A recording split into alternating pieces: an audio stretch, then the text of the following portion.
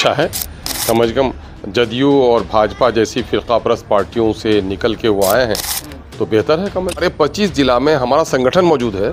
हमारे पास 100 से ज़्यादा लोगों की तैयारी हमारे पास है। हमारे जनाब मुश्ताक अहमद साहब हैदराबाद से आए थे, जनाब माजिद हुसैन MLA साहब आए थे। तो मैं नहीं रहा तो इसलिए कयास आराई करने लगे कि अच्छा उनके क्षेत्र में आए हैं, वो नहीं है गायब। लोगों की समझ भी तो होनी चाहिए। इसमें बहुत तेज़ी के साथ तब्दीली आई है। हमारे कोचा धमन के, हमारे हमदर्दों और मोहसिनों की एक बड़ी जमात का कहना है कि साहब यहाँ MIM से आप लड़िए। अब वहाँ जहाँ जो अमोर पैसा में काम किया हूँ तो वहाँ के हमारे मोहसिनों का कहना है कि आपने काम यहाँ किया है, मजीद जो काम है वो पूरा आपको करना पड़ेगा, यहाँ से लड़ना पड़ेगा। हालात है इलेक्शन के ज़माने में बड़ बोलेपन का लोग तस्करा करते हैं, कुछ बढ़ा चढ़ा कर पेश करते हैं। हम लोग को ऐसी आदत नहीं रही है। एक पंख उतार लो, मुर्गा चिल्लाएगा लेकिन जब दाना डालोगे तो तुम्हारे पीछे ही घूमेगा। यही तो यहाँ गांधी जी का आइनक लेकर निकले हैं आप। तो गांधी जी के कातिलों के बारे में पहले खबर नहीं थी क्या आपको? ये आधारित गणना हुई है जिसमें मुसलमानों को 3,68,000 की जगह पर 1,73,000 नौकरी देकर 1,95,000 नौकरी से महरूम रखा गया है। उसके बारे में हम बात करते हैं। कैसी कैसी बात करते हैं लोग। ठीक है, टूट जाने से तैर कर भी पार करना आता है, गठबंधन में साथ न ले तो अकेले भी लड़ना आता है।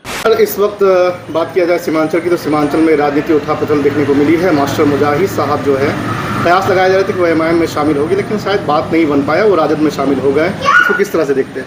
नहीं, अच्छा है। कम से कम जदयू और भाजपा जैसी फिरकापरस्त पार्टियों से निकल के वो आए हैं तो बेहतर है। कम से कम उससे बेहतर समझते हैं कि जहाँ वो कल थे वो जगह इस मुल्क की सालिमियत के ख़िलाफ़ सियासत करने वालों की जगह थी। इस मुल्क में अक़लियतों के दुश्मनों की जमात थी वो, इसलिए वहाँ से वो निकल के आए हैं तो ये अच्छा है। सर, पिछले दिनों आप बैरिस्टर सऊदीन ओवैसी आए हुए थे बहादुरगंज में। उन्होंने कहा था कि 4 जाएंगे, 24 आएंगे, लेकिन आपने तो अर्जी डाला महागठबंधन के दरवाजे पर, राजद के दरवाजे में, वो भी कबूल नहीं हुआ। लोग ये कह रहे हैं क्या संगठन और अपने आप पे विश्वास नहीं है क्या? नहीं, देखिए असल मसला ये है कि लोगों को सियासत हिकमत का नाम भी है। हम लोग जज्बाती सियासत के कभी आदी नहीं रहे हैं और आपने मुझे देखा है कि मैंने मिल्लत की भलाई के लिए ख़ुद को भी कुर्बान किया है। 2014 का इलेक्शन मैं हार भी जाता तो मैं वज़ीर बनाया जाता MLC बनाकर। मेरे 3 और लोग मेरे साथ जो थे वो बनाए गए। मैंने कभी भी अपनी ज़ात की परवाह नहीं की। आज भी मैं दिल पर पत्थर रखकर ये अर्ज़ी पेश किया और ये हमने 2020 के इलेक्शन से पहले भी किया था कि भाई सेकुलर ताकतों को मुत्तहिद होकर लड़ना चाहिए और फ़िरका परस्तों से मुत्तहिद होकर लड़ना चाहिए। तो हमने दिया था। उस वक्त इन लोगों ने चाड़े इसलिए नहीं डाले कि हमारा कोई वजूद नहीं था। एक आदमी हमारा सिर्फ जीता था बाई इलेक्शन में, लेकिन अब की बार हम लोग तो 5 जीते हुए रहे। ये लोग भले ही भाग जाएं, लेकिन आवाम की एक बड़ी तादाद आज लगभग हमारे 25 जिला में हमारा संगठन मौजूद है। हमारे पास 100 से ज़्यादा लोगों की तैयारी हमारे पास है, लेकिन उसके बावजूद भी हम बिहार में फ़िरका परस्त ताकतों को और मज़ीद कदम जमा कर यहाँ के हिंदू और मुसलमानों के इत्तेहाद और यहाँ के अक़लियतों को तबाह बर्बाद करने का मौका न मिले, यहाँ के दलितों का और शोषण न हो, इसलिए हमने फ़राख़ दिली के साथ ये जो हम कह रहे हैं कि हमने फ़राख़ दिली का मुजाहरा किया। लोग इसे हमारी कमज़ोरी समझते हैं। झुक के सलाम करो तो लोग समझते डरते हैं, लेकिन ये क्या करोगे, ये तो हमारी तरबियत का हिस्सा है। हम लोगों ने बिहार की बेहतरी के लिए अच्छा, उसने अगर न भी माना तो हमको कोई शिकवा भी नहीं है। हम तन्हा लड़ सकते हैं, हमने पिछले दिनों लड़ के दिखाया है, हमको इससे कोई शिकवा नहीं है। हम तो बिहार की भलाई के लिए बात कर रहे थे। न माना उसने, कोई बात नहीं, हमको क्या उससे लेना देना। लेकिन मैं बिहार की आवाम को ये भी याद दिलाऊंगा कि मैं बिहार में तन्हा भी रहकर, जब हमारे 4 रफ़ीक हमको छोड़कर चले गए, तन्हा भी रहकर बिहार के दलितों और मुसलमानों के मज़ालिम के ख़िलाफ़ जो आवाज़ हमने ऐवान में उठाई है, इसकी कोई दूसरी नज़ीर तो पेश नहीं कर सकता। सर, आपने संगठन का जिक्र किया तो संगठन को लेकर भी कुछ चर्चा का बाजार गर्म है। सोशल मीडिया पर लोग लिख रहे हैं, खास के आपके मुतालिक, कि आप नाराज़ चल रहे हैं पार्टी से, या फिर ऐसे भी लोग कह रहे हैं कि आप किसी और पार्टी में जा रहे हैं। अरे भाई, सवाल ये पैदा होता है कि लोगों को बात से बात बतंगर करने हैं। इनको अभी SIR के ताल्लुक़ से अवामी बेदारी करने, लोगों का नाम, सब लोगों का जुड़े, नाम न छटे, इस ताल्लुक़ से हमारे जनाब मुश्ताक अहमद साहब हैदराबाद से आए थे, जनाब माजिद हुसैन MLA साहब आए थे।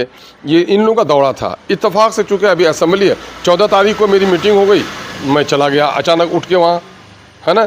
15 तारीख को हमारे अमोर में, 16 तारीख को हमारे इसमें ये हुआ, वहाँ पर रहे लोग, तो मीटिंगें हुई वहाँ पर। और उसके बाद फिर हम आए हैं तो उन लोगों से हमारी मुलाकातें हुई हैं। तो मैं नहीं रहा, तो इसलिए कयास आराई करने लगे कि अच्छा उनके क्षेत्र में आए हैं, वो नहीं है गायब। लोगों की समझ भी तो होनी चाहिए यार, असम्बली है, सवालात की तैयारी होती है, इधर हमको वहाँ पर रहना पड़ा, इसी वजह से इस तरह की गलतफहमियाँ लोगों के जहन में आई। चर्चा ये भी है कि आप जहाँ से वर्तमान विधायक अमूर से वहाँ से नहीं बल्कि कोचाधामन से इलेक्शन लड़ सकते, कितनी सच्चाई इस बात में? नहीं, देखिए मामला ये है कि हालात में बहुत तेज़ी के साथ तब्दीली आई है। हमारे कोचाधामन के हमारे हमदर्दों और मोहसिनों की एक बड़ी जमात का कहना है कि साहब यहाँ MIM से आप लड़िए। अब मैं जहाँ जो अमोर पैसा में काम किया हूँ, तो वहाँ के हमारे मोहसिनों का कहना है कि आपने काम यहाँ किया है, मज़ीद जो काम है वो पूरा आपको करना पड़ेगा, यहाँ से लड़ना पड़ेगा। तो ये उनकी मोहब्बत की दलील है। इंशाअल्लाह हम लोग मिल बैठ के इस पर फैसला करेंगे। सर, आपके विपक्ष खास के राजद का कहना है कि अब सीमांचल में राजद में हो गया मास्टर साहब के आने की वजह से, और यहाँ हैदराबादी दाल आप गलने वाले नहीं हैं। भाई राजद में हो गया किसी नेता के आने से नहीं होता है ना, अवाम के होने से होता है। उनको तो ये मालूम होना चाहिए कि राजद में नहीं है बल्कि MIM में है।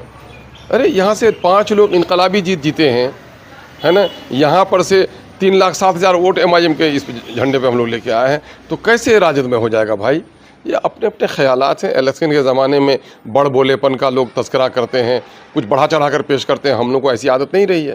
सर, आखिरी सवाल ये है कि अभी JDU नीतीश कुमार साहब की तरफ से ऐलान हुआ है 125 यूनिट बिजली फ्री और 1100 रुपया पेंशन कर दिया गया, इसको किस तरह देखते हैं? देखिए, मैं 2005 में पहली बार MLA बन के गया था, तो 25,000 करोड़ बिहार का बजट था। आज 3.5 लाख करोड़ से ज़्यादा है। तो बजट का जो आकार बढ़ा है वो 13 गुना बढ़ा है। तो उस वक्त अगर 400 रुपये था, तो आज 5200 रुपये होना चाहिए। ये कौन सी पीठ थपथपाने की बात है भाई? महंगाई इस कदर बढ़ी है ना। मजदूरी आज से, वो पहले 200 रुपये में मजदूरी मिलती थी, अभी 600 रुपये में मजदूर मिलता है। तो मजदूर की कीमत भी तो 3 गुना बढ़ गई है ना। तो ये कौन सी पीठ थपथपाने वाली बात हुई? दूसरी तरफ है, यही बंगाल है, आपके 2 रुपये 71 पैसा पर यूनिट चार्ज किया जाता है, और आपके यहाँ 6.5 रुपये 7 रुपये पर यूनिट लिया जाता है। बिजली के टैरिफ इतने इन लोगों ने बढ़ा दिए, बिजली के प्रॉपर सप्लाई नहीं है, जर्जर तार हैं, ओवर बिलिंग है लोगों की। ये मसाइल लोग भूल गए। वाह वाह, मुर्गी के पंख उतार लो, जमहूरियत का वो यूरोप में देखा गया था।